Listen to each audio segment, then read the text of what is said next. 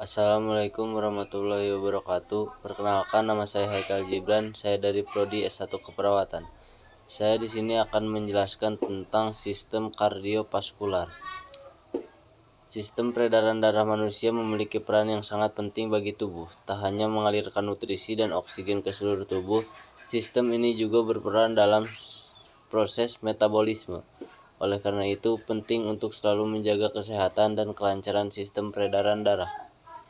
Sistem peredaran darah sistem kardiovaskular terdiri dari berbagai organ yang memiliki fungsi masing-masing. Selain itu, sistem peredaran darah manusia juga memiliki beberapa fungsi lain, diantaranya mengeluarkan sisa proses metabolisme berupa karbon dioksida melalui paru-paru, menyalurkan hormon ke seluruh tubuh, menjaga suhu tubuh tetap stabil, mempertahankan kinerja dan fungsi berbagai sistem organ di dalam tubuh, mendukung proses pemulihan luka atau cedera. Sistem peredaran darah manusia tersusun atas pembuluh darah dan beberapa organ, yaitu 1. Jantung. Jantung merupakan salah satu organ vital dalam tubuh manusia yang berfungsi untuk memompa darah ke seluruh tubuh. Jantung terletak di bagian tengah rongga dada. 2. Pembuluh darah. Pembuluh darah adalah bagian dari sistem peredaran darah yang berfungsi untuk mengedarkan darah dari jantung ke berbagai organ dan jaringan tubuh maupun sebaliknya. Ada dua jenis pembuluh darah di dalam tubuh, yaitu 1. Arteri. Pembuluh darah ini bertugas membawa darah yang kaya akan oksigen dari jantung menuju seluruh jaringan dan organ tubuh, kecuali pembuluh darah arteri pulmonalis. 2. Pena. Pembuluh darah pena berfungsi untuk membawa darah dari seluruh jaringan dan organ tubuh untuk kembali ke jantung, baik dari seluruh tubuh ataupun dari paru-paru. 3. Darah.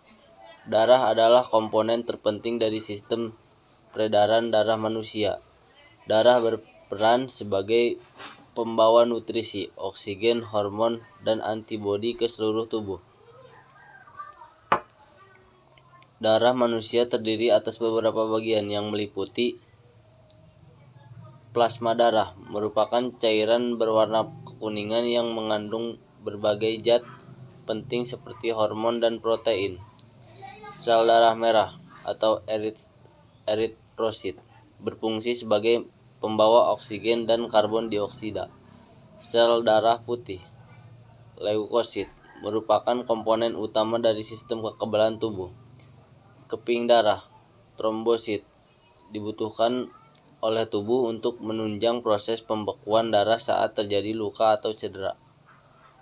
Mekanisme sistem peredaran darah manusia. 1. Sirkulasi sistematik. Sirkulasi sistematik merupakan sirkulasi darah yang mencakup seluruh tubuh. Sirkulasi ini berlangsung ketika darah bersih mengandung oksigen mengisi serambi kiri jantung melalui vena pulmonalis setelah melepaskan karbon dioksida di paru-paru.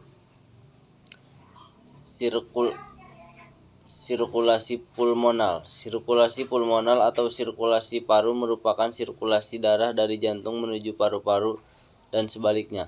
Sirkulasi ini berlangsung saat darah mengandung karbon dioksida dari sisa metabolisme tubuh kembali ke jantung melalui pembuluh darah vena besar atau vena cava. 2. Sirkulasi koronel. Sama seperti organ tubuh lain, jantung juga membutuhkan asupan oksigen dan nutrisi agar dapat menjalankan fungsinya dengan baik.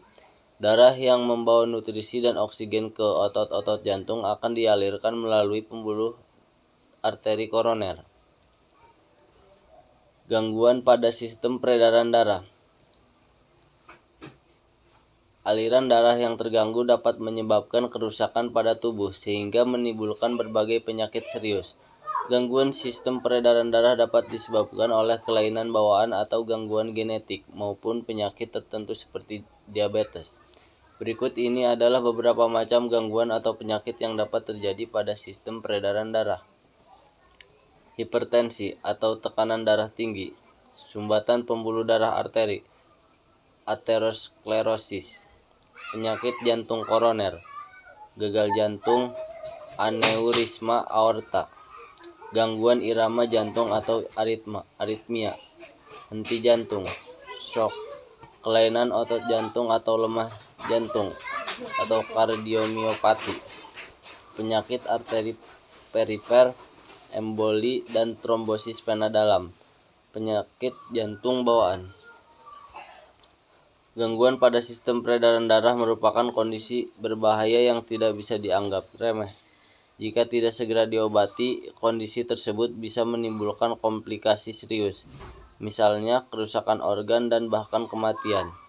Oleh karena itu, penting bagi siapa saja untuk selalu menjaga sistem peredaran darah dengan cara menerapkan pola hidup sehat, seperti berolahraga secara rutin, mengonsumsi makanan bergizi, membatasi asupan garam dan lemak, tidak merokok, serta menjaga berat badan tetap ideal.